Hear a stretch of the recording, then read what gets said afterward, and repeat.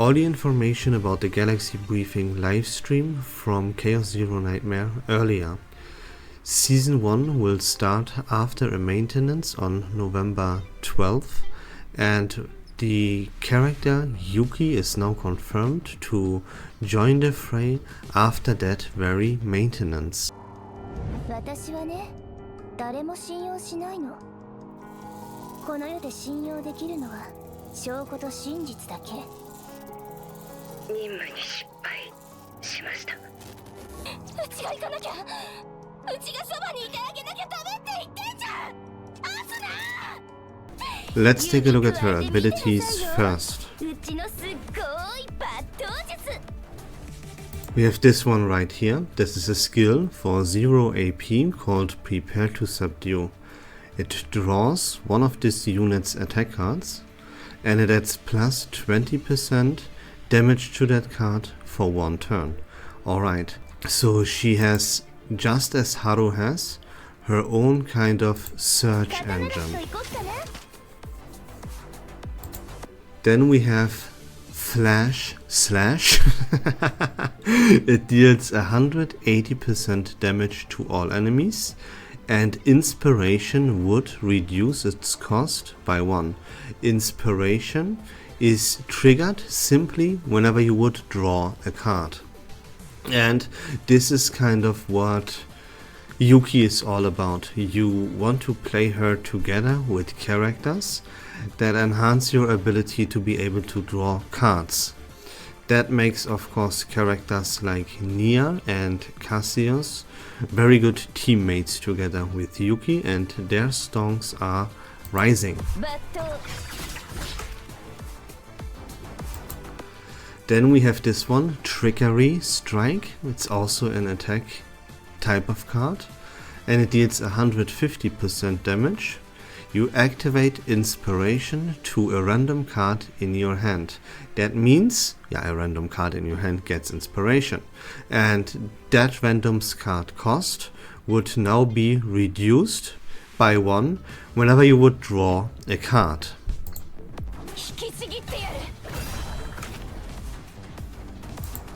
We have Freezing Blade, that's an upgrade. And it says, when using own card with an activated Inspiration effect, 60% damage to all enemies. Okay, that is very important for herself, because if you look at all the good main DPS characters, which Yuki is, in this game, you will see that they all deal with their main abilities. They will deal 240% damage. Those are mostly single target abilities though.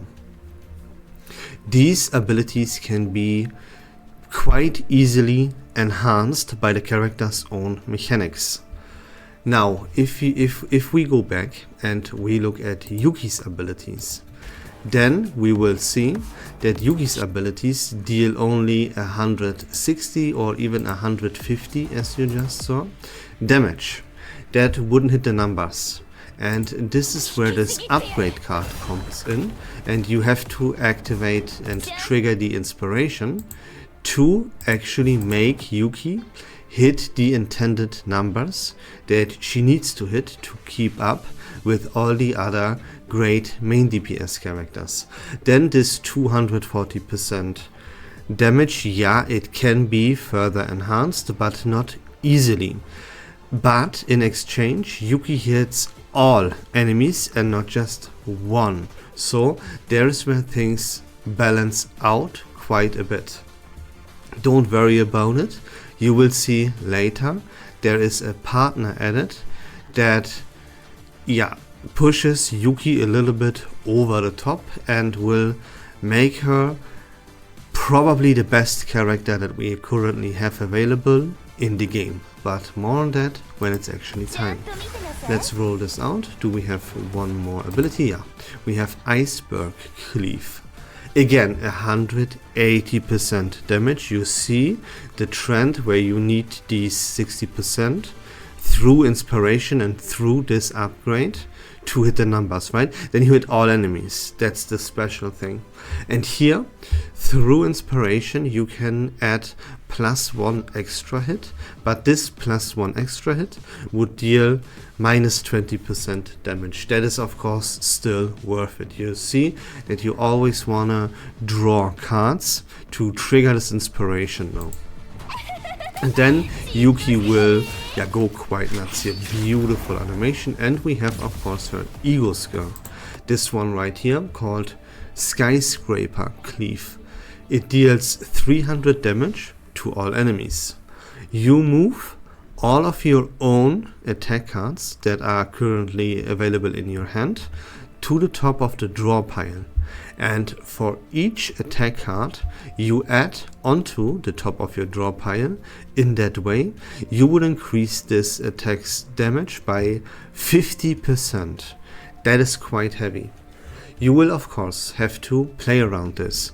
If you use this ego skill, you want to use this first, of course. So you have as many attack type cards with Yuki in your hand, so that you can move them to the top of the draw pile and increase the damage output from this. Okay, now you would be left with AP this turn, but you don't have anything available to use with your main DPS Yuki. There again, it comes in very clutch to have characters like Cassius, like Nia, that are able to draw you cards. So with this ego skill, you will move your cards to the top of your deck and increase your damage, and then you use your teammates to draw these cards for Yuki back into your hand, so then you can use them this turn and use your AP that way with Yuki instead of someone else, because that is what you want. You want to use your AP preferably with your main DPS. Alright, and that's about it for Yuki's abilities for now. Here is a little sneak peek into her Epiphany upgrades, at least for one card for now. You simply draw an attack card, you increase the damage by 40%, and you hit hard. That's what this basically boils down to, but here you can read all of the other Epiphany upgrades for this particular skill as well. Then we have to introduce ourselves to her partner, who is pretty busted. And this is as I said earlier, the reason that will push Yuki over the edge. If Yuki is not something special, she falls in line with all the other good main DPSs like Haru, like Karen. She is on that kind of level. She is a little bit better when it comes to AoE damage, dealing damage to multiple enemies at a time, but her single target damage is not as great as from the others, right? But with this partner right here called Westmacott, that will change the damage output from Yuki drastically. So you see, let me explain this a little bit. If you, in this game, Chaos Zero Nightmare, decide to play a character, then it is not like in other gacha games where you can be like, oh yeah, let me play this character a little bit, let me try him out, let me have some fun. No, this is not how it works in Chaos Zero Nightmare. If you decide to play a character, you commit a shit ton of stamina, of time gate and resources and everything into it. It is not just simply playing a character, it is the decision of a huge commitment. You will use weeks of stamina recovery into this character. So the point that I'm trying to get across here is that if you decide to pull for Yuki, you should 100% definitely also get your hands onto this partner Westmacott. Let's take a little bit of a look into what Westmacott does. It's the perfect partner for Yuki, you guessed it. What does it do? Yeah, it increases, of course, stats as everyone does, but attack cards of the assigned combatant drawn by their ability. That means they have to have their own search engines and draw engines, which Haru for once has, but Yuki has that as well, as we just figured. And then they have their damage increased by 50% for that turn. 50% is huge, of course. You take half of your damage with everything that you do. It is not just with attack cards or with a card or something. All damage that you do this turn across the board is increased by 50%. You take half your damage and add it on top of the damage that you already do. That is crazy. But it gets better. Damage amount of cards with the assigned combatant's inspiration, that is only for Yuki here. Damage amount of cards with the assigned combatant's inspiration increases by 20%. Pretty much everything that Yuki does has this inspiration mechanic assigned to it. So not only would we get a 50% damage increase, but we would actually gain a 20% increase. Okay, now this partner of course has an ego skill for 3 points, for 3 EP, and that makes you be able to move one card from your hand into your deck. So you take one card that is not Yuki's card, put it into your deck, and then you will draw an attack card for Yuki. Boom. That helps you to actually trigger inspiration in a very effective way. So again, this partner increases your overall damage output by 70%, and it helps you trigger inspiration more conveniently. And you see, this is what puts Yuki from being on the level of Haru and Keiren above their level. But you need this very specific partner. It will drop together with Yuki and you will have to pull for both. Otherwise, Yuki is actually a skip. If I'm being 100% honest. Only with this partner is Yuki the best character in the game. Okay. Then, of course, yeah, this update will be available after the maintenance that ends on November 12th. I mentioned that earlier already. And then we have this interface. It's called Galactic Disaster. That is the seasonal interface. And we have 4 different tabs here. One is, of course, a new story chapter. So, yeah, get ready for that. Of course, they add new story. But let's check each and every one of those tabs, starting off with the Chaos tab. Now, to Chaos, as we already figured out in my previous video, we will get new cosmetics in terms of stickers and everything. We get new epiphany upgrades for multiple different characters.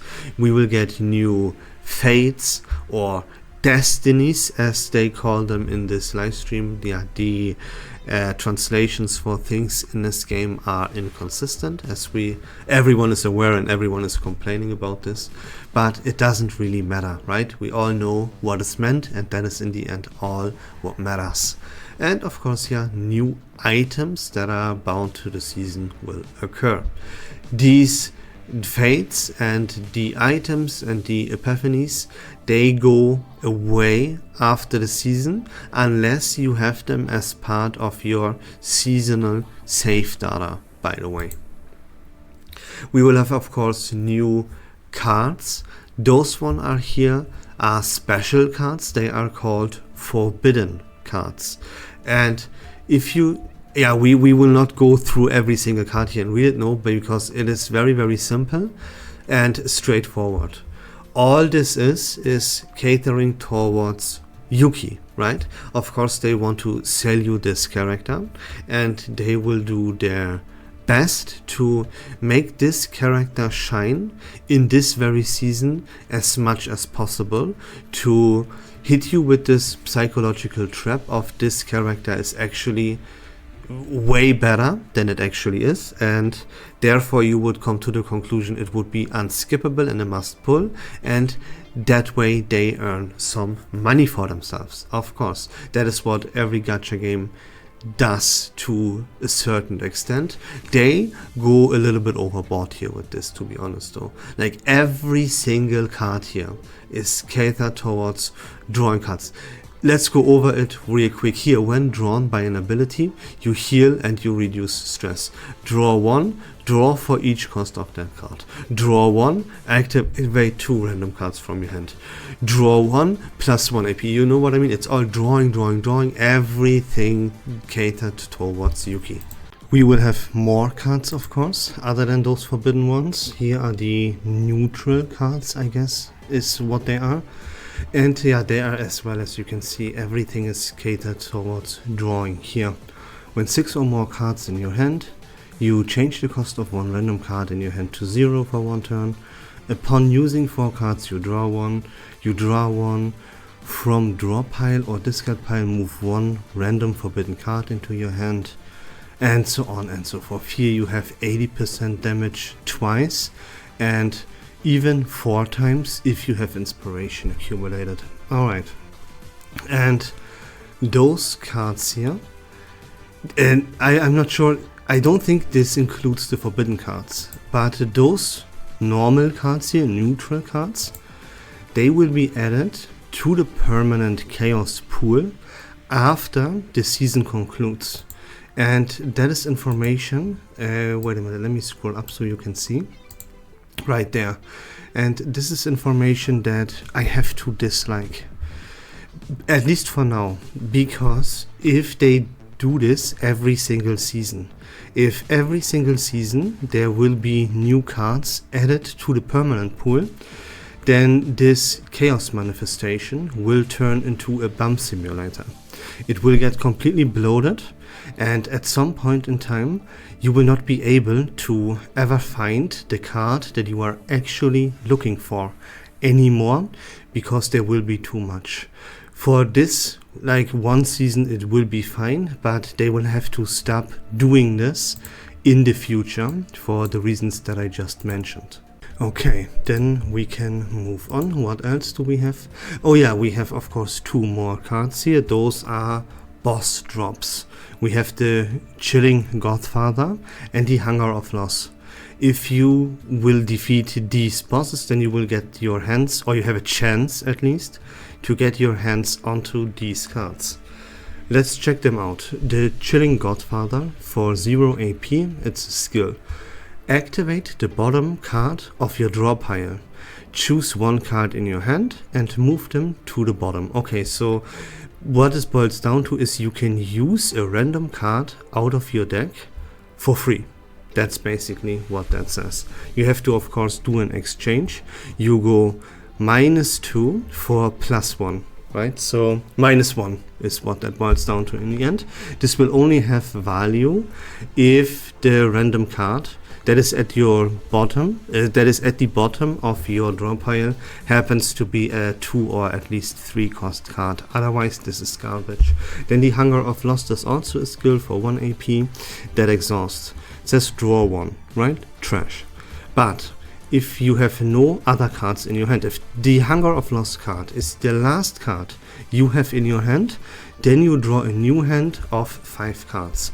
That will be pretty useless, because everything is already catered towards drawing cards.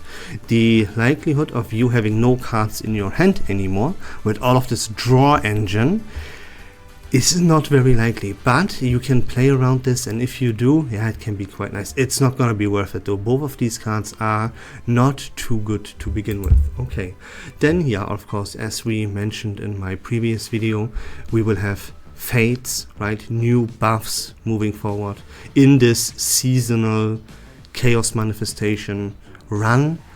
I don't think these fates here, they will not be permanent. I think they will fade away after the season ends. What do they do here? Dimensional Tunnel dimensional tunnel, location revealed, forbidden catalyst cards and equipment at the in-game shop are always discounted by 30%, and so on and so forth. Nothing special. This adds consistency to you actually getting your hands onto the new stuff so you can enjoy it. Then we have the nebula distortion, and this is a mains bulletin.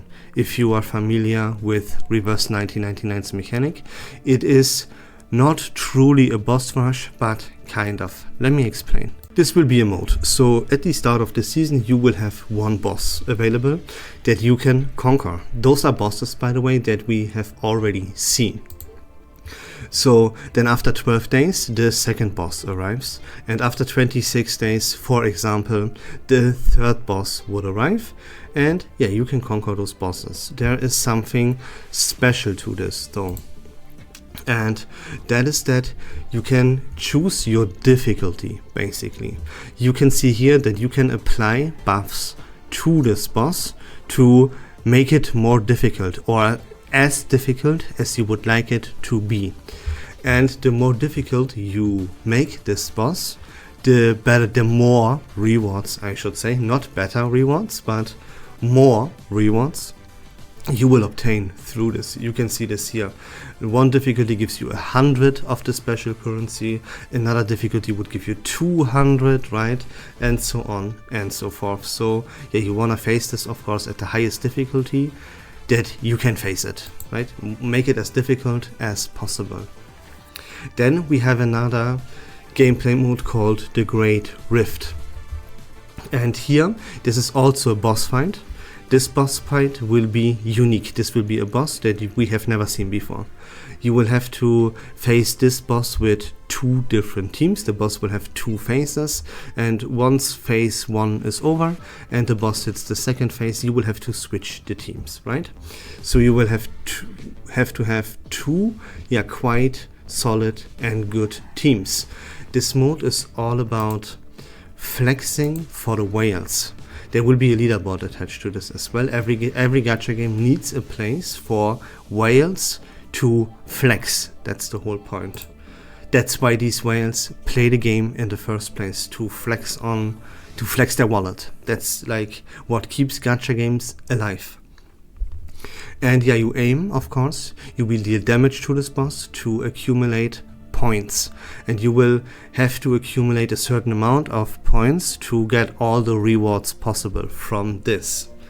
You will only have, of course, a limited number of turns, time, to deal the damage and rack up the points. What makes this gameplay mode a little bit special, a little bit different from like other games that have this exact same gameplay mode, is that you have, like, let me say, quests here. You have certain objectives, something that you have to do specifically to increase your points. So from the sound of it, it will not just be like this brain dead, you just do as much damage as possible to the boss and then call it a day. There will be a little bit spice added to it by you having specific objectives that you have to fulfill to make this less brain dead. Really appreciate it. Sounds good to me. Here, of course, you will also gain rewards based on how many points you rack up. You want to rack up as much points to get all the rewards, of course, right? We know, probably you know this from other game modes, from other games, I should say, as well. And then there is, this flexing for the whales that I'm talking about, because for this gameplay mode, for this boss, there will be a leaderboard here. And this is where you can flex. You can post on Twitter, look, I'm rank 1, I'm rank 3, look how cool I am, look how big my wallet is, right? And that makes the whales happy. And that financiates the game so that it can stay alive and everyone else can play it for free. Here, what these developers in their live stream put a little bit of emphasis on is that you can check builds. Let's say you face this boss and it is a little bit too difficult, you don't really know what to do, then you can check the leaderboards. There are the exact characters and the exact builds and everything, the items that they used to conquer this boss. This is a delusion though, that is an illusion, I should say, because it won't help you. If you look at like high rank players here, they will all be giga whales. They will have the absolute perfect characters to conquer this boss with fully duped out, full potential trees, everything completely mid-maxed out, because they just pay for it, right? And you cannot copy that. It wouldn't do anything for you, because your characters are different, on a whole different power level compared to the whales. But yeah, they mentioned it in their live stream, so I wanted to talk about this real quick as well. Then of course we have a shop, right, for the season with goodies. You will play the content of the season, you will gain your hands onto currency, and you can spend this currency in a shop to obtain yourself goodies. We have here these items that we can only obtain through the weeklies. We have all kinds of pull currencies and so on and so forth. Cool. Then yeah, that one right here is this item where I had a few questions about, because the developers mentioned that they will give us 3 free dupes for characters, and we were of course unsure what this exactly means. Does this mean we get 3 dupes for one specific character that they choose? Will we be able to get multiple dupes? Like, can I use one dupe, one out of these 3 dupes for, let's say, Karen, and the other one for Haru, and then the third one for another character, right? You get the point. Or do I have to use all 3 dupes onto one character? Will this even allow 5-star characters? And the answer here is, you will be able to purchase this item 3 times, and this will turn into a dupe for a 5-star character of your choice. So you can put this on to any character that you want, and you can use the dupes however the fuck you would want, however you please. So that is very, very exciting news here. We will talk about this exact thing, where to best spend your dupes, in a later video. And yeah, we will then of course from November 19th onwards, all the way to the season's end on December the 3rd, have login events, and we get pool currency and other things that you see right here on your screen. Cool. Oh yeah, there's one more big thing, because the developers realized that the time gate that they put on us through the stamina is too big, and they attempt to not fix the issue, but minimize it at least a little bit. We will see to what extent this will exactly be, and they do this by giving you better rewards for leveling up on level 2, all the way from level 2 to 22. You will get now, if you are a new player, you will obtain more rewards, helping you with the stamina time gate by giving you more currency to level up your potential tree, give you memory fragments and more units, maybe even a little bit more pool currency and all of this good stuff. Now, if you are already like above level 50 and you are not a new player, you won't start the game fresh, then you don't miss out, because these rewards, the additional rewards that they add on top of the already existent ones, if you don't start the game out new though, and you are already like level 50 plus or something, you don't miss out on these additional goodies, because they will be sent to you via mail. And that's about season 1. Everything else was covered in my previous video. So yeah, if you have a little bit more question, maybe check out my previous video and you will find the answers there for sure. And that's it for the video, guys. I hope that was fun and informative. If you like Chaos Zero Nightmare content in general, please consider leaving a follow on my channel. I would really appreciate it. But until next time, don't forget to join the Discord server and leave a follow on my twitch.tv channel. Both of these links are found in the description down below. Take care of yourselves. Have a great day. Peace and love.